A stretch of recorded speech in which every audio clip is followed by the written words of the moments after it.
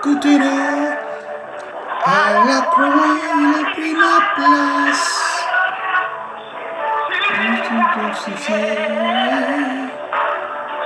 Vous imaginez combien ça coûterait. À la croix, il a pris ma place. Dieu, c'est ça. Mon Dieu qui s'est levé, il s'est levé sur la croix pour pouvoir prendre ma place. Merci Seigneur.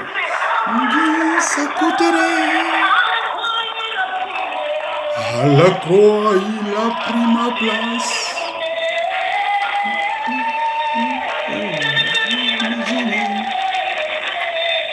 Alléluia. Shalom à vous. Que Dieu vous bénisse. Que la puissance de l'Éternel soit avec vous. Et que le sacrifice de l'Éternel soit fait pour vous. En fait, ce sacrifice est fait pour vous et moi. Il est fait pour toutes les familles de cette terre. Il est fait pour tous les habitants de cette terre. Il est fait pour toute l'espèce humaine. Dans le nom puissant de Jésus de Nazareth. Oh Père, nous te bénissons encore, nous te bénissons, nous t'exaltons de ce que, oh Père, dans ta pure grâce, tu t'es sacrifié pour toi, pour eux et moi, pour lui et moi, pour tout le monde, pour eux tous, pour nous tous, au nom puissant de Jésus de Nazareth. Béni soit ton nom. Oui, frère, il s'est sacrifié pour toi, il s'est sacrifié pour moi, il s'est sacrifié pour votre famille, il s'est sacrifié pour ma famille, pour nos familles. Il s'est sacrifié pour que toi et moi, nous soyons libres. Il s'est sacrifié pour que toi et moi, nous soyons élevés. Il s'est sacrifié pour que toi et moi, nous ne souffrions plus. Il s'est sacrifié pour que toi et moi, nous ne soyons plus esclaves. Il s'est sacrifié pour que toi et moi, nous puissions être libres de pouvoir chanter son nom, de pouvoir adorer son nom, de pouvoir l'élever à chaque instant, de pouvoir être, oh Seigneur, son disciple dans toute la liberté possible. Alors béni soit ton nom, Papa. Merci, Papa, pour ta présence dans notre vie. Merci pour ta grâce dans notre vie. Merci pour ta joie dans notre vie. Merci pour cette délivrance, parce que maintenant tu brises les cordes qui nous maintenaient, au Seigneur, dans la déchéance, au Seigneur, dans l'échec, dans l'échec, dans la sécheresse, Papa. Merci pour ta présence. Merci pour ton sacrifice. Merci, Papa, pour ce que tu as fait et ce que tu continues de faire dans notre vie. Merci pour ce combat que tu continues de mettre, tu continues de faire pour moi, pour ma famille, pour mes enfants, dans le nom puissant de Jésus, pour tous les autres enfants, pour tous ceux qui m'aiment et qui ne m'aiment pas, Papa. Et merci de ce que ta force soit totale dans la vie de tous les chrétiens, dans le nom puissant de Jésus de Nazareth. Gloire te soit encore rendue, élévation à toi. Et merci Seigneur, dans le nom puissant de Jésus. Merci de ce que, oh Père, tu nous donnes cette joie aujourd'hui de parler de la Pâque. La Pâque. La Pâque, en hébreu, on dit péchar. Péchar qui veut dire passer par-dessus. C'est une fête qui est comme une fête vraiment solennelle pour les Juifs. Et les Juifs le célèbrent, pour ne pas dire la célèbrent. Pour ne pas dire la célèbre à partir du mois de Nissan, qui est le premier mois de l'année, comme Dieu l'a ordonné en Exode 12. Et cette fête se célèbre le 14e jour de la nouvelle lune. Donc, la nouvelle lune, ça dit 14e jour, 14 jours après la sortie de la nouvelle lune. Ok, et dans le mois de Nissan. Et le mois de Nissan, c'est le mois d'avril. Péchar, qui veut dire passer par-dessus, qui veut aussi dire, en découpant le mot péchar, qui veut aussi dire bouche ouverte. On va définir ça dans l'introduction que je fais. Donc la première partie, comme je l'ai dit, d'abord c'est une fête solennelle qui est célébrée par les Juifs le 14e jour de la nouvelle lune. De la nouvelle lune, le premier mois. Donc le mois de Nissan. C'est-à-dire le 14e du mois de Nissan, on fête cela. Et ce mois-là sera pour vous, comme Dieu l'a dit, sera pour vous les chrétiens, pour nous les chrétiens. C'est-à-dire pour nous, les descendants, pour toute l'humanité. Cette fête-là, ce mois-là sera le premier des mois de l'année. Et Dieu l'a ainsi créé. Donc cela symbolise le passage de l'ange de la destruction sur toute l'étendue du territoire égyptien. Et donc, ce passage-là va non seulement va symboliser deux faits simultanés. Ces deux faits simultanés sont d'abord la destruction de tous les premiers-nés des habitants, de tous les premiers-nés des habitants d'Égypte, qui n'ont pas mis le sang de l'agneau sur les deux bords et les linteaux de leur porte. Et tout, même les animaux, ce jour-là, pour ceux qui n'ont pas mis le sang sur le bord les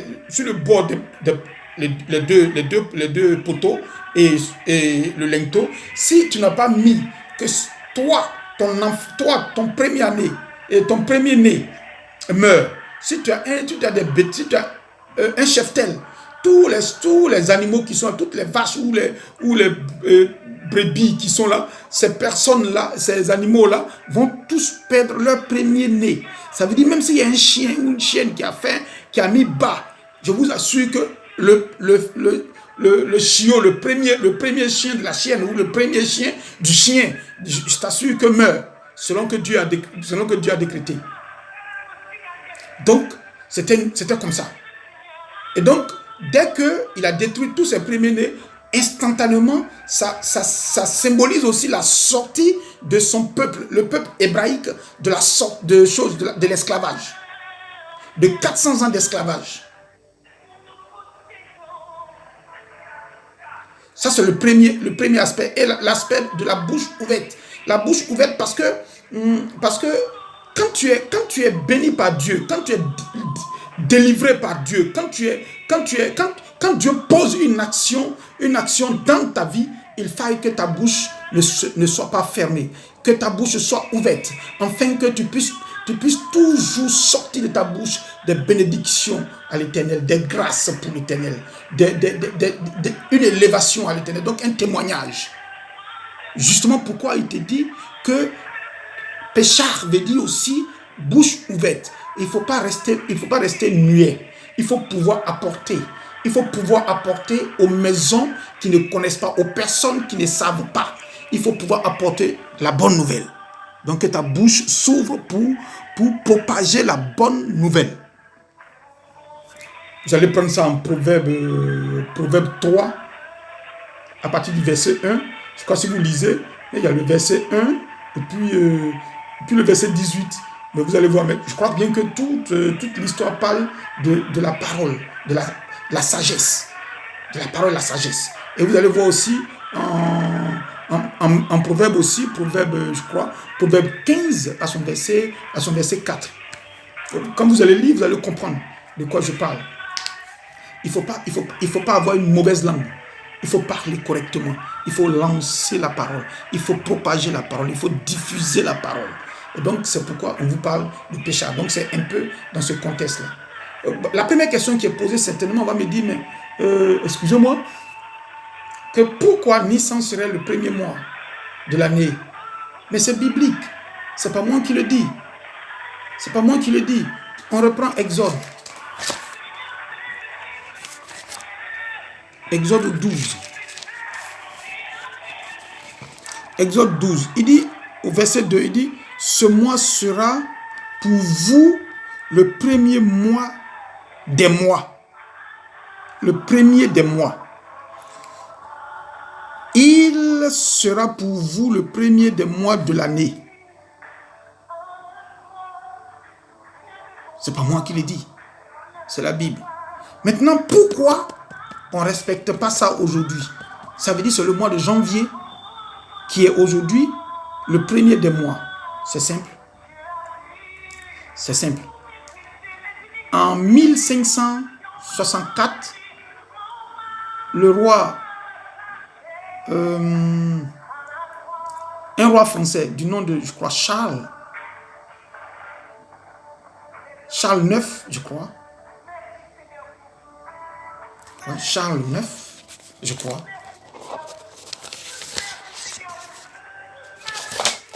Oui, Charles IX, je crois bien. Ce roi-là a décidé en 1564 de mettre fin à cette parole-ci. Il a mis fin, il a arrêté. Il a fait arrêter cette célébration-là. Ça veut dire, même s'il ne célébrait pas, il considérait quand même que ce mois était le mois de... C'était le premier mois de l'année. Mais là, il a totalement fait arrêter ça. Et puis, l'année qui a suivi, il a fait faire, c'est-à-dire la fête qui se passait en avril, il a transposé cette fête-là en janvier, le 1er janvier. Du coup, janvier et la Noël est décrétée, Noël le 31 décembre, c'est devenu une fête, et le 1er aussi est devenu une fête. Est-ce que vous voyez un peu la similitude? En fait, c'est selon, je ne sais pas pourquoi, mais je me dis encore, je continue de me dire que c'est typiquement commercial et c'est typiquement politique. Amen. Donc, cette fête que nous fêtons, ça dit janvier que nous fêtons, la première fois qu'ils ont fêté ça, ils ont fêté ça en 1565. C'est la première fois. En 1565. Donc, pour vous expliquer un peu comment est-ce que ça s'est passé. Et on continue. Donc, voilà un peu, comme je vous le dis, Pécha, passer par-dessus, ce qui symbolise, il y a deux symboles. Donc, c'est les Juifs qui le font. Et les Juifs le font. Nous aussi, nous sommes des Juifs par ricochet. Parce que mais nous, la différence entre nous et les Juifs, c'est que nous, on croit en Jésus et on sait que il est déjà venu. Or, eux, ils attendent encore son arrivée. Mais comme ça a été donné, ça dit que c'est dans la Torah que ça a été donné. Est-ce que vous voyez? Ça a été donné dans la Torah. Et donc, eux, comme ils continuent de croire en la Torah, donc par rapport à Moïse et autres, tout ça, donc ils sont encore dans cette continuité. Que Dieu nous bénisse et que Dieu ouvre réellement les yeux des uns et des autres, afin que la grâce de l'Éternel puisse se manifester dans la vie de chacun d'entre nous au nom puissant de Jésus. Merci. Et donc, en même temps qu'il détruit les premiers-nés, parce que l'ange, ça symbolise le passage de l'ange destructeur sur toute l'étendue du territoire égyptien, afin que tous les premiers-nés des hommes et des animaux puissent mourir. Donc, quand vous lirez ça en Exode 12. Donc, tous les premiers-nés, c'est-à-dire que ce soit les animaux, que ce soit les hommes, oui, qui n'ont pas mis. C'est-à-dire que si ton maître, si le maître du chien n'a pas mis le sang, c'est que lui ne croit pas. Donc, voilà. Et donc, c'est eux tous qui prennent le pot cassé. Et puis, la bouche ouverte, quand tu es béni par Dieu, il faut pouvoir témoigner. Et donc, j'ai donné tout de suite le passage biblique, c'est-à-dire Proverbe 3, verset 1, pour voir de quoi on parle, et le verset 18. Et donc tout ça, il faut lire. Et en plus encore, une autre référence, Proverbe 15. Proverbe 15 aussi, à son passage 4. Mais il faut lire déjà depuis le 1 jusqu'au 4, je crois que tu vas comprendre un peu de quoi on parle. On parle en Proverbe 15, on parle de la bonne langue et la mauvaise langue. Voilà. Donc, il faut parler. Mais il ne faut pas parler mal. Il ne faut pas insulter à partir de ça. Et puis, à partir de ta langue, ce n'est pas bon. Parce que la langue possède quelque chose de pouvoir détruire, de pouvoir te construire. Et donc, c'est comme ça aussi. Et en Proverbe 3, on parle beaucoup plus de la sagesse. La sagesse. C'est-à-dire que quelqu'un est totalement malade, mais ta façon de parler lui donne un réconfort, lui donne une force. Mais si tu dis que tu vas mourir tout de suite, le type, il est troublé. Donc, il plonge encore dans la déchéance. Alléluia. Donc, voilà pourquoi on a décrit ça de cette façon-là. Donc, on va aller vite on va vite entrer. Donc, vu cette description, il faut comprendre qu'au commencement de toutes ces choses-là, l'humanité n'était pas Moïse même qui a fait ce combat-là. Il n'était pas Il n'était pas né de nouveau. Il n'était pas né de nouveau. Donc, vous allez voir. Donc, si on recommence maintenant, si on va jusqu'aux choses, jusqu'à Adam et Ève, nos aïeux, on va comprendre qu'eux aussi, ils n'étaient pas choses. Mais avec leur chute, ils n'étaient pas nés de nouveau. Avec leur chute, ils vont connaître réellement la face de l'Éternel. Ils vont connaître Dieu. Et quand ils vont voir que Dieu va quand même pouvoir avoir une colère sainte pour les chasser hors hors de son lieu sacré, ça va les choquer. Non seulement ça va les choquer, mais tu vois, ils savent qu'ils ont fait la faute et que Dieu était dans ses droits. Et donc, ils vont vers d'autres adorations. Et ainsi, toute l'humanité devient des idolâtres. Et les péchés vont s'enchaîner. Donc, ces péchés-là feront des hommes que nous sommes, des femmes, des hommes en grand H, des rebelles vis-à-vis de Dieu.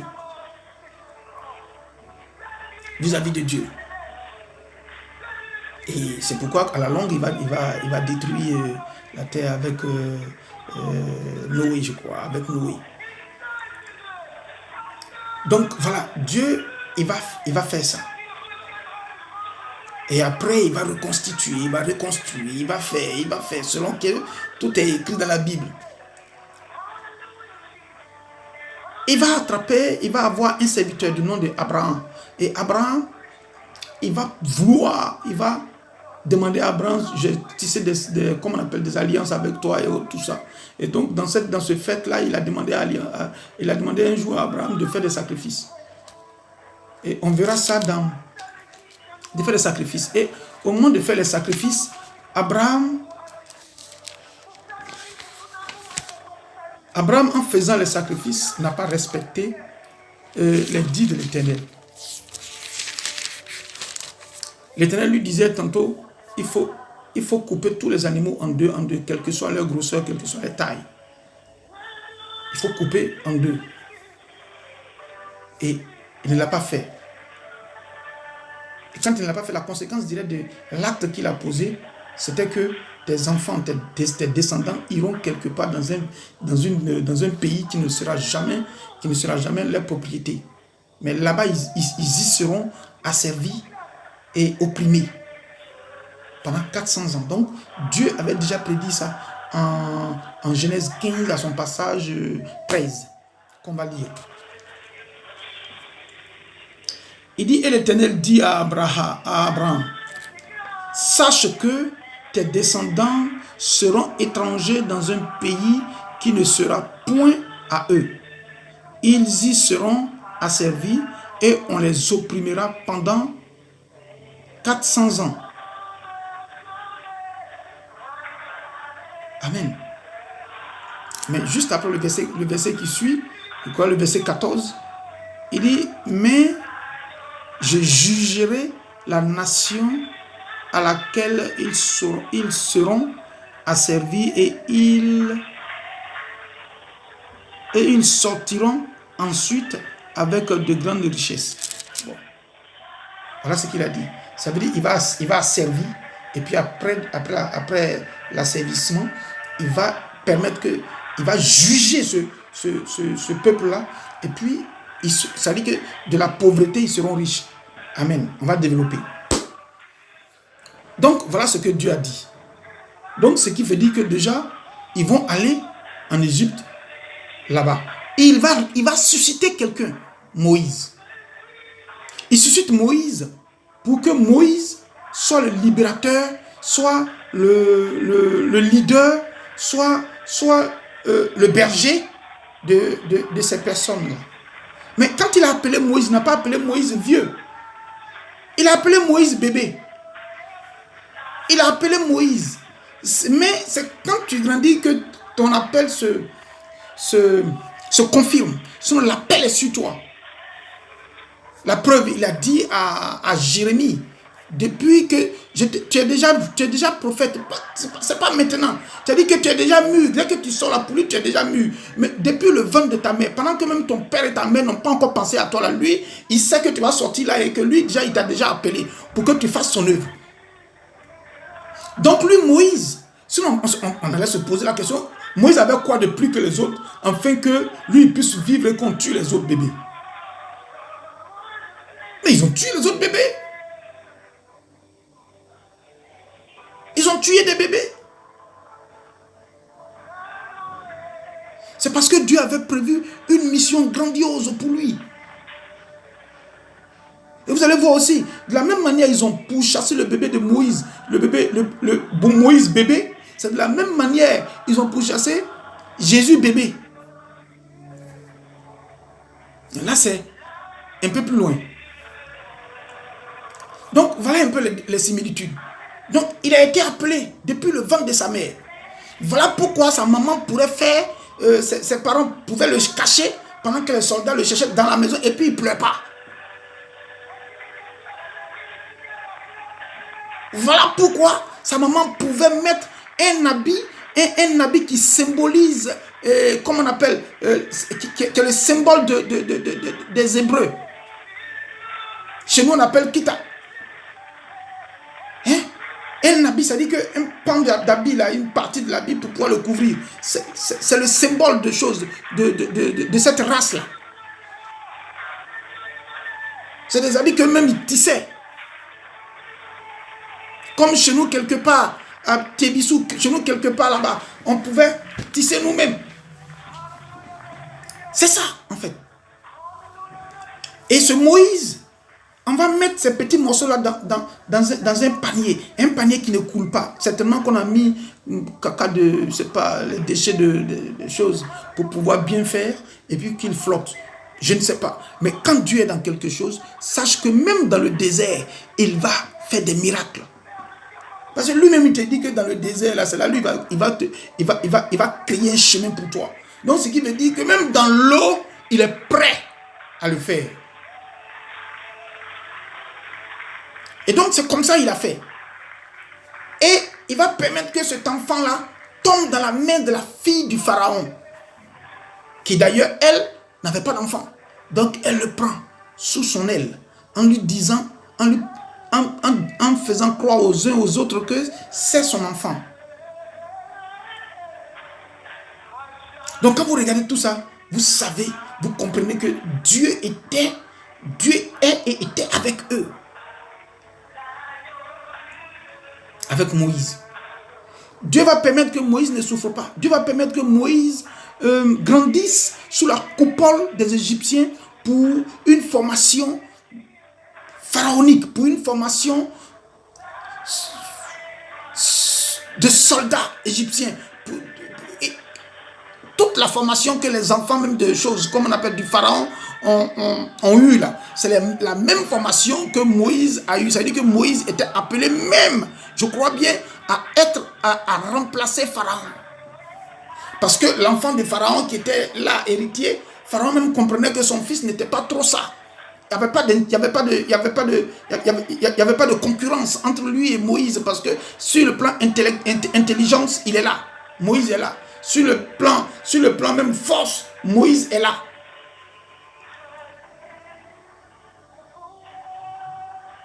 Donc, ça va se jouer.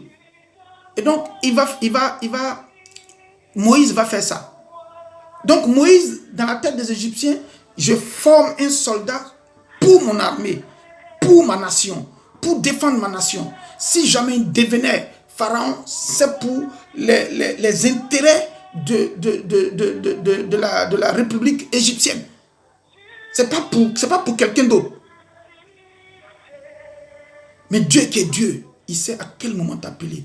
Il sait à quel moment faire changer tout. Parce que si tu crois que Dieu est ton berger, tu dis l'Éternel est mon berger, alors toi, tu n'as plus de volonté.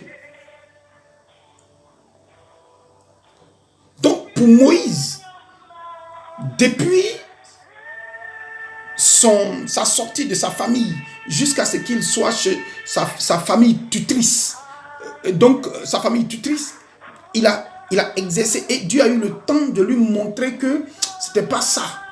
C'était pas sa vraie famille. Et donc, il a compris que ce sang qui coule en lui, c'est ce sang-là qui est en train de souffrir là. Et donc, un beau jour, il va percevoir, il va voir que une personne est en train de fatiguer une dame. Un soldat est en train de fatiguer une dame. Et il va aller contre cette personne-là et il va la tuer. Frère, à partir de là, Moïse sera maintenant un fugitif. Moïse va, là il a 40 ans, il a eu tous ses diplômes. Il doit maintenant travailler. Il travaillait déjà parce qu'en fait, il supervisait les travaux et autres consorts. Et il a vu ça. Quand il a vu, il était obligé de fuir. Il était obligé de ne plus rester là, de ne plus compter sur comment on appelle, sur sa force physique ou sur son diplôme ou sur comment on appelle sa technologie. Ça. Il n'avait plus besoin de compter sur tout ça parce que là, c'était que tout le monde savait quelle était son origine, mais les hommes ne voulaient pas dire. Mais voilà maintenant qu'il a fait ça, donc le roi ne pouvait plus, c'est-à-dire que Pharaon ne pouvait plus le défendre. Donc Moïse court, Moïse va à 40 ans, Moïse va en exil. En exil là-bas, Moïse va apprendre beaucoup de choses parce que, Moïse va chez les Madianites, donc Jéthro. Il va chez Jéthro, il va marier la fille de Jéthro. Et dans la continuité des choses, il sera le berger de l'écurie de Jéthro. Et donc, à ce niveau-là, Moïse va apprendre ce qu'il n'a pas appris de l'autre côté. En Égypte, Moïse va apprendre à souffrir. Moïse va apprendre à être esclave de l'autre côté. Et dans cette pratique qui va durer aussi 40 ans, il a fallu que Dieu le forme. Donc, la formation de Dieu était de détruire la formation qu'il a eue, donc de déconstruire Moïse. Pour employer ce terme que les cyber réactionnaires ou je sais pas aiment beaucoup, déconstruire. Donc, il va déconstruire la formation que Moïse a eue en Égypte et construire sa formation en lui. Ça lui donner une formation. Donc, le transformer selon lui. Et quand cela est fini, Dieu va apparaître à Moïse dans ce qu'on appelle la théophanie. La théophanie, c'est une façon c'est Dieu qui se révèle, mais en d'autres formes. Il peut être forme telle que ce qu'il a fait sur la montagne d'Horeb avec Moïse, et puis la flamme de feu comme on appelle comme Melchisedec, ou encore en Genèse 18, je crois, en Genèse 18, non pas Genèse 18, en Exode 18. Attendez, pour ne pas que je sois.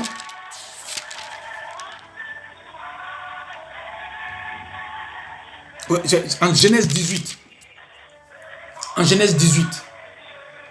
Donc vous voyez un peu en Genèse 18, là où il est apparu.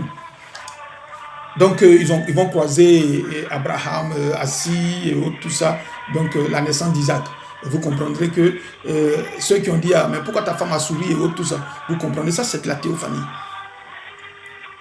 Et donc voilà, Dieu il va apparaître à Moïse et il va dire à Moïse, va, dis-leur que moi je t'envoie maintenant. Ça veut dire c'est maintenant tout ce qu'il a fait là, c'était une formation. Maintenant il va signer son contrat.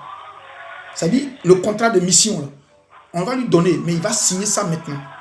Donc Moïse arrive à Horeb, Dieu apparaît, Dieu lui dit viens, on cause. Ça veut dire que c'est un entretien où on va t'embaucher.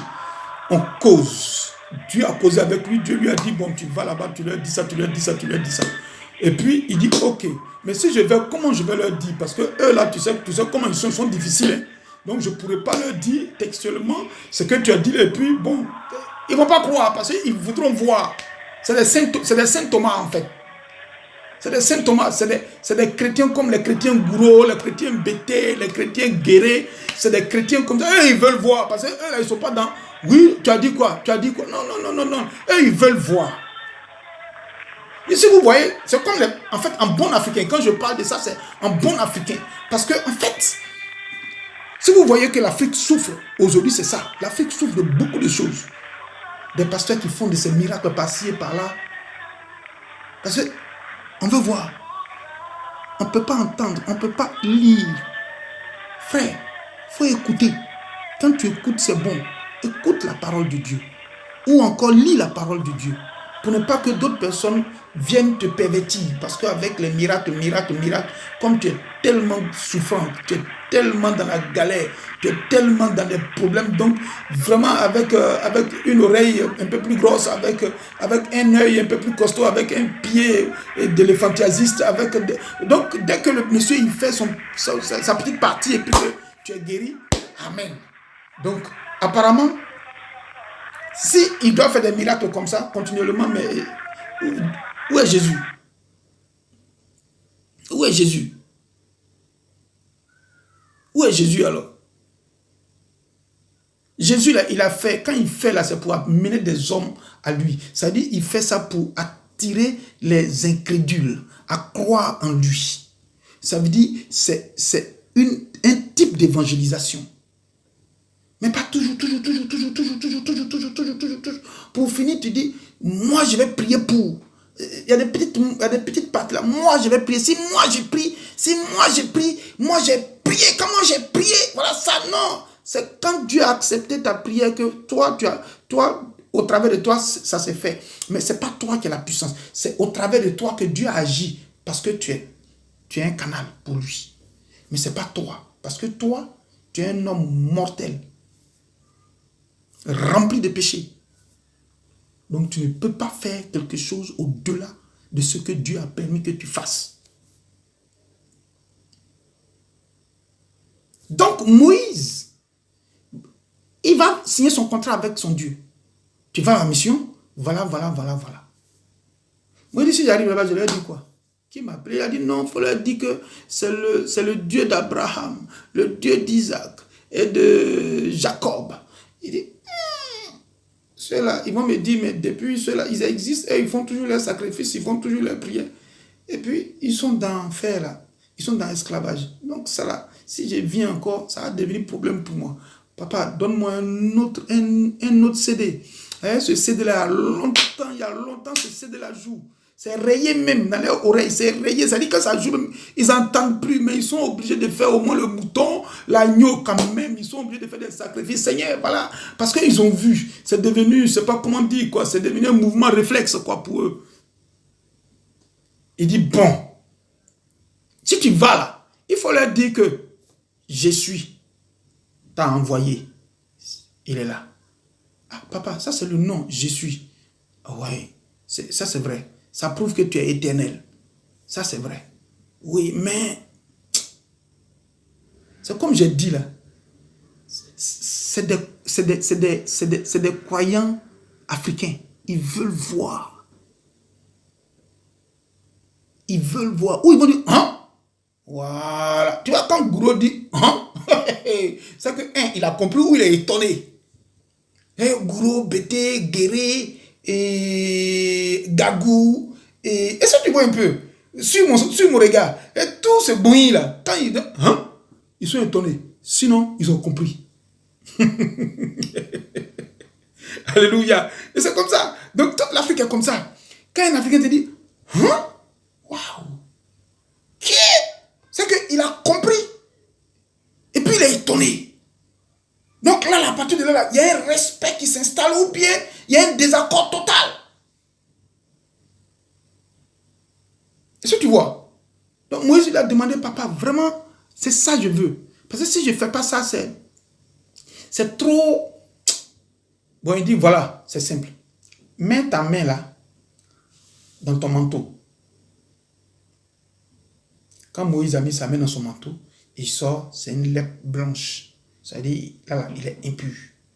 Lèpre blanche. Lui-même, il a pris peur. Lui-même, il a compris que, attention, l'homme devant qui je suis, c'est-à-dire le feu devant lequel je suis là, attention, c'est un feu qui est dangereux. Hein? Oh. Et puis il dit, Dieu a compris. Son interlocuteur a compris. Donc la flamme qui ne consume pas l'arbre là a compris. Et puis il lui a dit, non, remets ta main. Il a remis sa main. Il lui a dit de ressortir, c'était propre. Est-ce que vous voyez? Lui, Moïse, il a commencé à avoir confiance. Dieu continue. Dieu lui dit, ben, essaie encore une fois de jeter. Tu as vu, qu'est-ce que tu as en main? Il dit, j'ai le bâton. Donc, jette le bâton, voir, tu verras. Et il jette le bâton.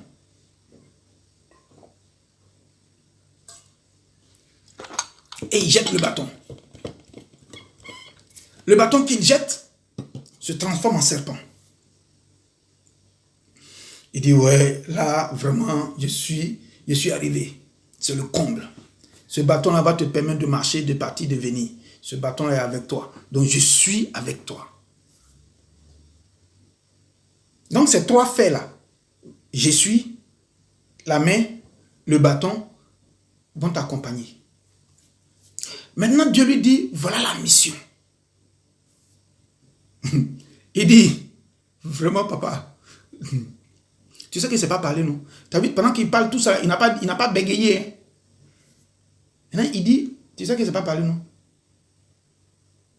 Dieu dit, tu dis quoi? Il dit, il a montré maintenant qu'il bègue vrai la parole. Durant tout le temps, il ne bégayait pas. Hein? Il dit, si je, parce qu'on lui a dit de partir sur Pharaon. Comme il a peur de Pharaon, il dit, papa, tu sais que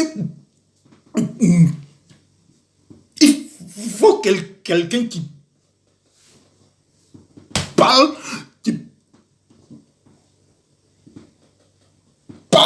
pour aller devant Pharaon. Sinon, pour me mettre devant Pharaon, je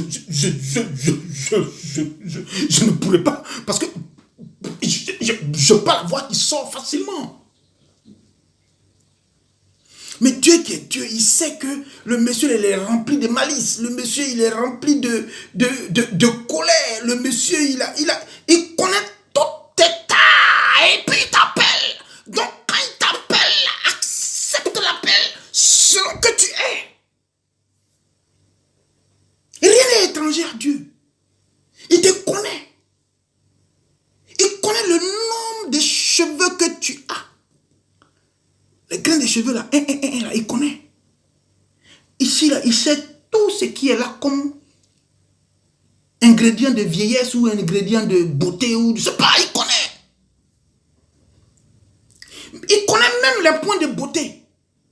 Tu en as combien sur le corps? Il connaît. Qu'est-ce qui est étranger à Dieu sur toi? Il connaît. Dieu lui dit, ce n'est pas un problème. Pour moi, si tu acceptes de partir, il n'y a pas de problème. Tu sauras parler. Sinon, je t'envoie ton frère. Et il faut remarquer ce que Dieu va faire. Dieu va envoyer le grand frère. Écoutez bien, le grand frère. Le grand frère de Moïse, pour que Moïse soit, il dit, ton grand frère, tu seras pour lui son Dieu. Et lui va te servir. Il y a deux grands enseignements qui sortent là. Le premier enseignement, c'est que quand Dieu commence à t'élever, quand Dieu veut t'élever, dans l'affaire de Dieu, il n'y a pas de gérontologie. Beaucoup d'hommes vont me demander qu'est-ce que veut dire gérontologie. La gérontologie, c'est la science qui étudie la vieillesse. Bon, quand je parle de gérontologie, je parle ici de vieillesse. Il n'y a pas le droit d'aînesse. Avec Dieu, il n'y a pas le droit d'aînesse. Avec Dieu, il n'y a pas le droit d'aînesse. Ça ne veut pas dire qu'on ne respecte pas les aînés. Non. Ça ne veut pas dire qu'on ne respecte pas les aînés. On respecte les aînés, mais quand tu es appelé, l'aîné aussi doit te respecter. L'aîné là, il doit te respecter quand tu es appelé. Voilà pourquoi Moïse sera appelé et son frère va venir être son aide. Son aide-camp. Ou son interprète. Ou encore son protocole, son garde-corps. Ou encore beaucoup d'autres choses. Ça dit que Moïse, son grand frère, va devenir son envoyé. Son grand frère va devenir son disciple. Et c'est comme ça. Avec Dieu, il n'y a pas de gérontologie, il n'y a pas de droit d'aînesse. Parce que quand tu es appelé, c'est que tu as un esprit vieux.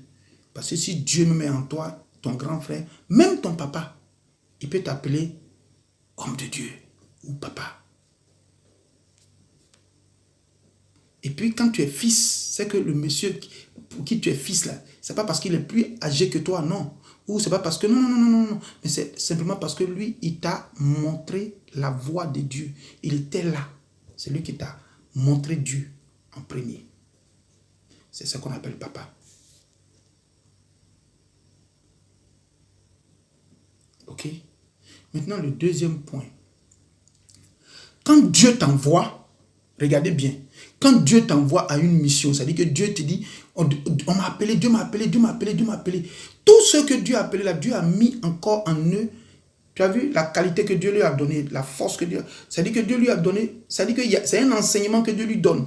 Dieu lui donne un objectif. C'est-à-dire dans l'objectif, Dieu lui donne la mission est donnée. Dans la mission là, il y a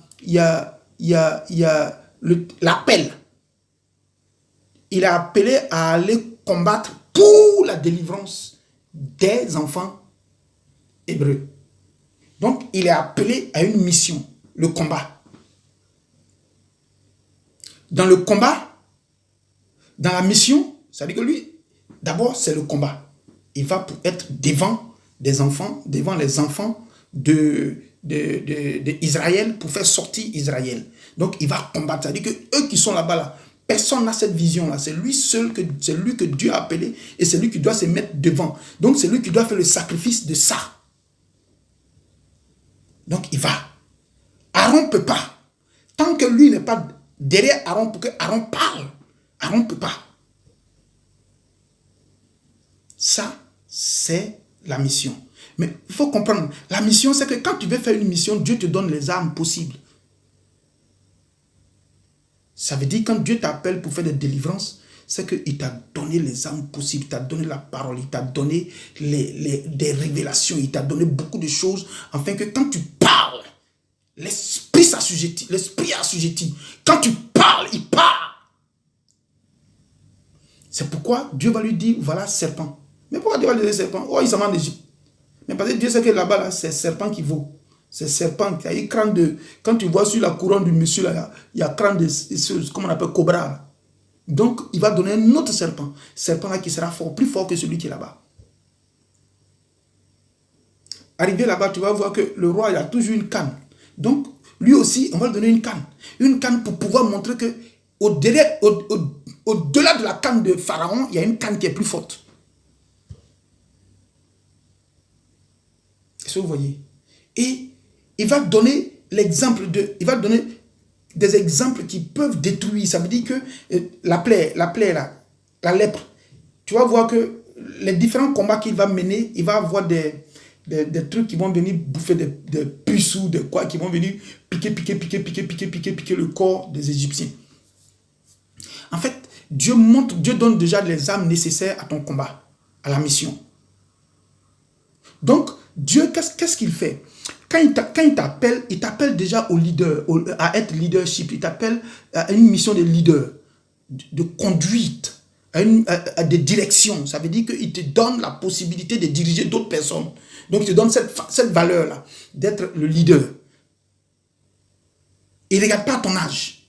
Il regarde certainement à ta disposition, à ton cœur, à ta mentalité. Il regarde à tout ça, mais pas à l'âge. Et il te donne cette capacité. En te donnant cette capacité, il te donne en même temps, c'est-à-dire le fait d'être leader, il te donne la mission. Et dans la mission, il y a la provision. Vous allez voir que Moïse ne va pas demander X ou Y à quelqu'un, mais ça va venir. Et les hommes vont venir, ils vont lui donner. Ils vont donner. Dans sa mission, il ne va jamais manquer de nourriture. Dans sa mission, il ne va jamais rien manquer. Et tu vas voir que même pendant que lui Moïse, il était là, hors de l'Égypte, dans le désert, les Égyptiens qui l'ont suivi, eux-mêmes, ils ont vu que Moïse ne demandait qu'à Dieu. Ah mais, Nous, on veut manger la viande. Parce qu'en Égypte, on mangeait de la viande, concombre et consort. Il dit, mais vous allez manger caille. Il dit, non, il n'y a pas de nourriture, il n'y a pas de nourriture. Il dit, mais il y a la manne qui va tomber. Tu as quel problème? Parce que c'est un leader. C'est un leader. Mais nous ne sommes pas en train de parler de leadership. Si on devait parler de leadership, j'allais entrer encore dans les différents types de leaders. Et Moïse est un leader. Abraham aussi est un leader. Tous les trois pères sont des leaders. Et Jésus est venu, c'est lui qui a fait le summum des leaders. Amen. Donc là, c'est encore d'autres avantages que nous allons voir. Et donc, Moïse entre maintenant en Égypte avec son frère. Et ils vont faire des combats. Ils vont faire des combats. Ils vont faire des combats. C'est-à-dire Moïse là qui a croisé Dieu.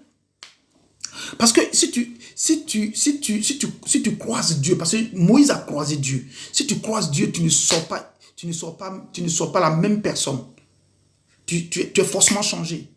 Frère, de toi à moi, est-ce que depuis que nous parlons de Dieu, est-ce que tu as une fois croisé Dieu? Est-ce que tu crois que depuis que tu vas à l'église, tu as changé textuellement ou totalement? Tu as changé. Si tu as changé, c'est que tu as vraiment croisé Dieu. Si tu as changé, que ta bouche ne reste pas ouverte pour dire n'importe quoi et que ta bouche reste ouverte pour propager la bonne parole, c'est que tu as vraiment changé. Donc la Pâque, voilà comment la Pâque va se manifester. Après les 10 combats, Pharaon ne voulant pas, donc Dieu va dire aux Égyptiens, comment on appelle, aux Hébreux, aux Juifs, voilà, Moïse, tu dis à tel, donc Exode 12, il faut leur dire que voilà ce que vous allez faire. Vous allez prendre un agneau, vous allez prendre un animal, et puis il va vous donner il va vous citer ce qu'il faut faire. Et donc, à partir de là, vous allez le tuer. Et quand vous allez le tuer, vous allez, en mangeant cette nourriture-là, vous mangez ça en 2 soirs. Ça veut dire la nourriture-là, vous mangez, soit vous finissez, soit vous ne finissez pas, vous brûlez. On ne transporte pas manger de Pâques.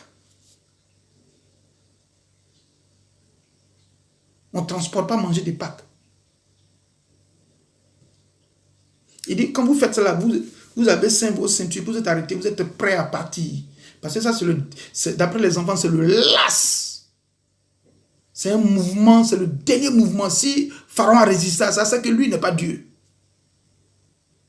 Donc, il va dire, ceux qui vont faire ça là, ils n'ont qu'à prendre le sang de l'animal là, mettre ça sur le linteau, les 2 poteaux. Donc, le linteau, tous les enfants des Hébreux ont fait ça. Et même peut-être certainement, peut-être même des Égyptiens qui étaient collés à eux aussi ont fait ça. Voilà pourquoi il y a eu des ramassis parmi eux. Vous voyez un peu. Et donc, si on revient, donc ils ont fait. Quand ils ont fait, ceux qui n'ont pas fait, la majeure partie, c'est les Égyptiens qui n'ont pas fait. Et donc, les Égyptiens là, eux, comme les animaux qu'ils possédaient, les premiers-nés des hommes et des animaux sont morts.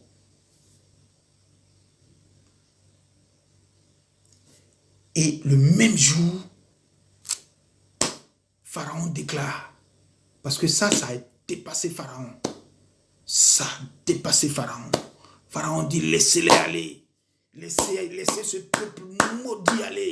Et vous avez vu le 14 là. Tu vas voir que les enfants de choses de Jacob, d'Israël vont aller vers ceux qui étaient pour eux de les mettre.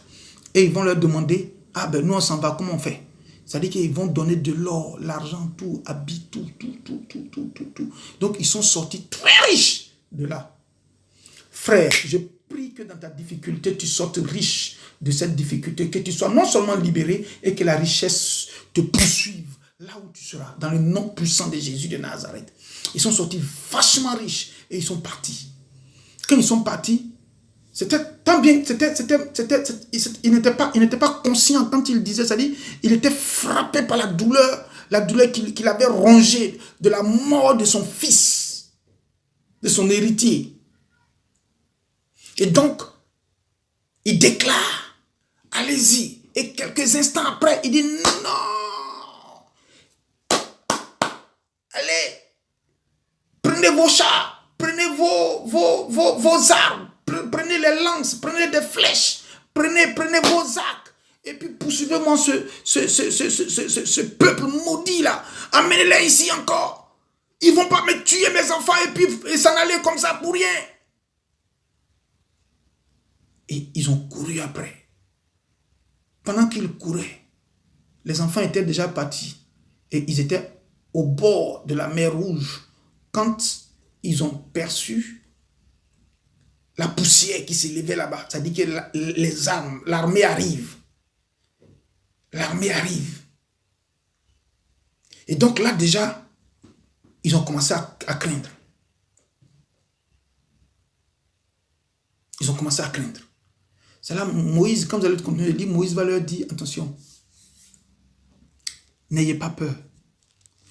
Les soldats que vous voyez venir, vous ne les reverrez plus jamais. Ça veut dire, frère, pendant que tu es en train de sortir maintenant, le sorcier de ta maison, celui-là qui maintenait ton avancement, celui-là qui maintenait ta richesse, celui-là qui maintenait ta sanctification, celui-là qui maintenait tes activités, celui-là qui te maintenait dans un espace de sécheresse, dans un espace de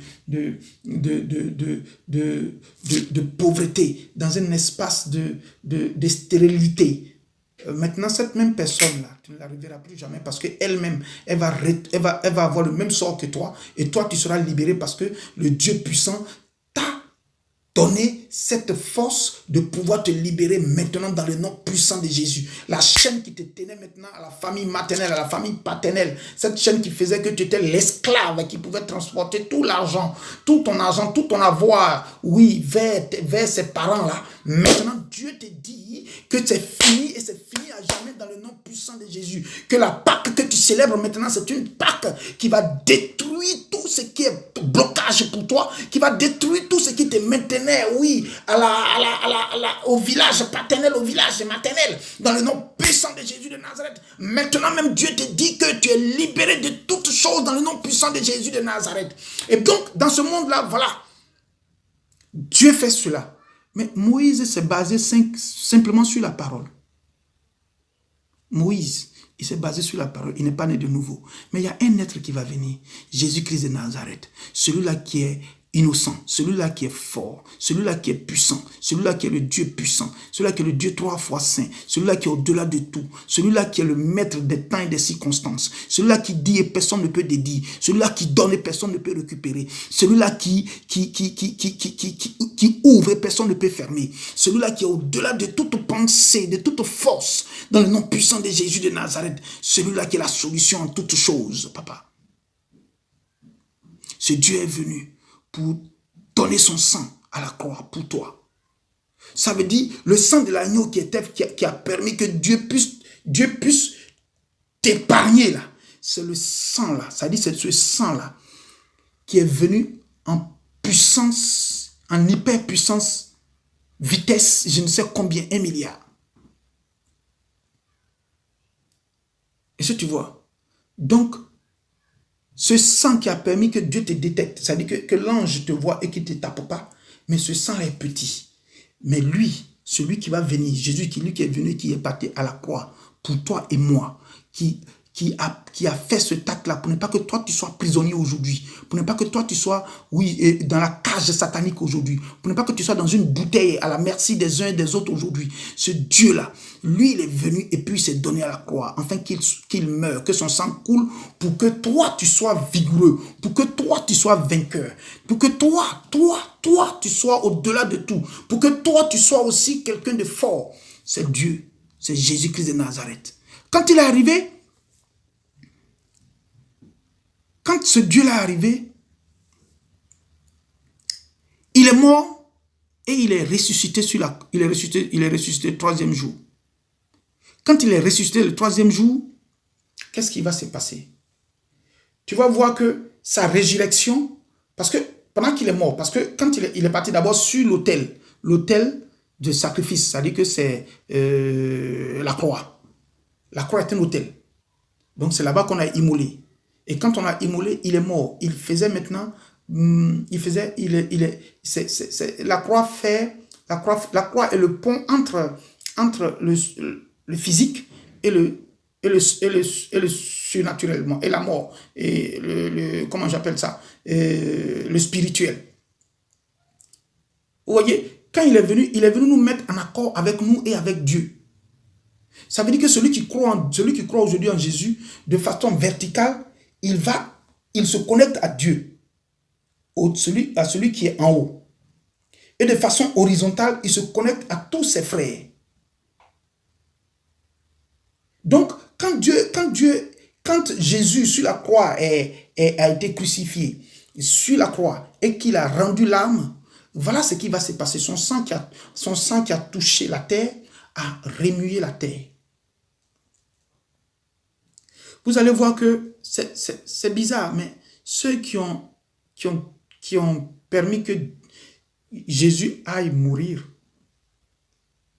vous allez voir qu'il a fait, le jour de sa mort, là, il y a eu une résurrection. Son sang qui a touché, là, a fait de la résurrection.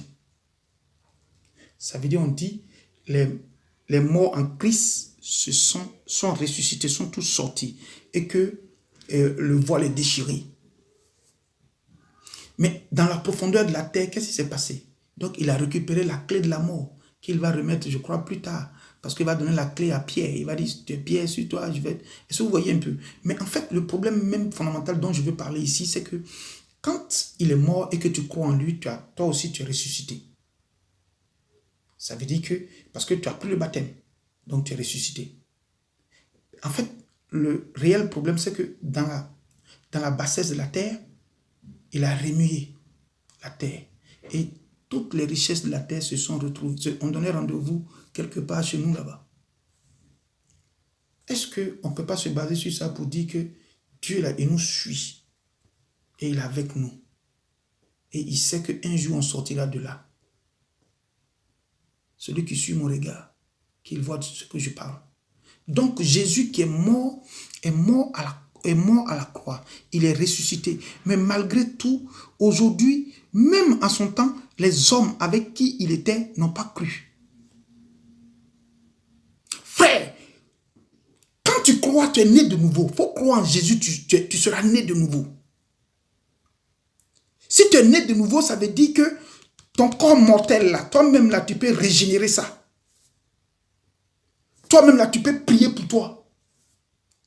Mais aujourd'hui, on ne nous permet pas de comprendre qu'on doit se connecter à la parole de Christ pour pouvoir faire. D'autres personnes disent, donne-moi les offrandes pour que moi je prie pour toi. Non, c'est pas lui là, il a sa connexion avec son Dieu. Toi aussi, tu as ta connexion avec ton Dieu. Le pasteur qui dit cela, c'est pas bon. Vous-même apprenez. Que ta bouche là ne reste pas comme ça, il faut lire. C'est la lecture là, il y a beaucoup de bonnes choses. Il y a beaucoup de bonnes choses dans la lecture. Donc, quand tu vas prendre, on dit la résurrection de Christ, 1 Corinthiens 15, 17, la résurrection est la base de toutes choses. Parce que c'est avec la résurrection là que tout est fait. C'est parce qu'il est ressuscité. S'il n'était pas ressuscité, il est mort. Qu'est-ce qu'on va faire? On va devenir quoi? Donc, nous, on ne pourra plus rien. Mais quand tu crois à un Dieu qui est ressuscité, c'est que toi aussi, tu as l'onction de la résurrection.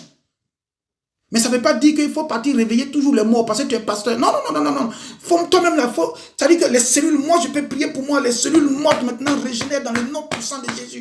Que la régénération de mes cellules soit maintenant au nom de Jésus. Là où j'avais une douleur, que la douleur passe. Là où on m'avait attaché, que la corde soit détruite, que la corde soit brisée, que les nœuds soient confondus dans le nom puissant de Jésus. Et c'est cela qui est la force de l'Éternel. Donc si l'Éternel est ressuscité et que tu crois en lui et qu'en toi il y a son esprit qui est ressuscité d'entre les morts, ça veut dire que toi aussi tu as la capacité de dire que la résurrection est ton partage. Ça veut dire que toi aussi tu as la capacité de déclarer la résurrection sur la vie, sur la situation de quelqu'un. Et la résurrection prend forme dans le nom puissant de Jésus. Ça veut dire que si tu as un combat et que tu commences, parce que Jésus, il est mort à la croix pour toi, son sang a coulé pour toi, son sang a coulé pour tous les autres, pour toutes ces personnes qui auront cru. Parce que quand tu es son fils, tel qu'il a déclaré en Jean 1, à son verset 12-13, quand tu es son fils, il dit que quand tu es son fils, tout ce que tu demandes là, lui, il est dedans. Tu as vu quel papa qui va donner caillou à son fils quand il va lui demander du pain? ton papa est président, ou même que ton papa est ministre, ou même que ton papa est directeur de société, tu ne sens pas que ton fils même là, il est même directeur aussi que toi. Parce qu'en fait, quand le travail arrive, c'est le fils du directeur. Ah, mon petit bonjour, c'est avec respect. C'est avec respect. Ça veut dire selon la position du père, tu as une considération. Donc, la respectabilité qui est conférée à ton père descend sur toi aussi. Et vous êtes d'accord avec moi que vous n'allez pas voir un fils de président faire n'importe quoi? Un bon fils de président? Non. Non. Il est assis auprès de son père parce qu'il est censé suivre la marche de son père et voir comment est-ce que lui aussi pourra être, pas forcément président, pas comme ce qu'on fait en Afrique, non, mais aller peut-être faire des études, de bonnes études pour que demain, après-demain, qu'il ne soit pas chose, comme on appelle ça, un marcheur, un suiveur. Mais tel que son père avait des objectifs, lui aussi qu'il ait ses objectifs selon sa vision. Si vous voyez, et c'est ça que Dieu veut que toi et moi nous soyons. Nous soyons des êtres vivants avec l'onction de Dieu en nous, afin que lorsque nous déclarons, lorsque nous disons, la chose arrive. Frère, vous allez m'excuser, mais il y a le temps qui est passé, je devais faire moins d'une heure. Mais nous sommes déjà là. Donc, voilà un peu ce que je pouvais dire selon que la Pâque est. Je suis passé par beaucoup de... en fait, là, c'est des enseignements. C'est ce que j'ai pu récolter par-ci et par-là. Et que la paix de Dieu soit avec nous. Et que sa grâce nous conduise à la Pâque. Et que pendant cette Pâque, expose ton problème à Dieu. Prends ton temps. Expose ton problème à Dieu. Si tu veux même jeûne, c'est le 21. Jeûne. Et tu verras. Dieu fera le reste. Sache qu'il est mort pour toi. Et toi aussi, tu es son fils. Donc, il ne peut pas te laisser. Mais, la seule chose que je te conseille, c'est que cette parole te revienne à chaque instant. Cette Bible te revienne à chaque instant. Lis-la quotidiennement. Essaie. Fouille. Si tu ne comprends pas, approche ceux qui comprennent. Ils vont essayer de t'expliquer. Et tu verras que Dieu ne va jamais te lâcher. Parce qu'il a dit que cette parole ne te quitte point nuit et jour, afin que tu réussisses dans tes entreprises, afin que tu sois aussi délivré. Que Dieu nous bénisse, que la grâce de Dieu soit avec nous, dans le nom puissant de Jésus. Que quelqu'un dise Amen.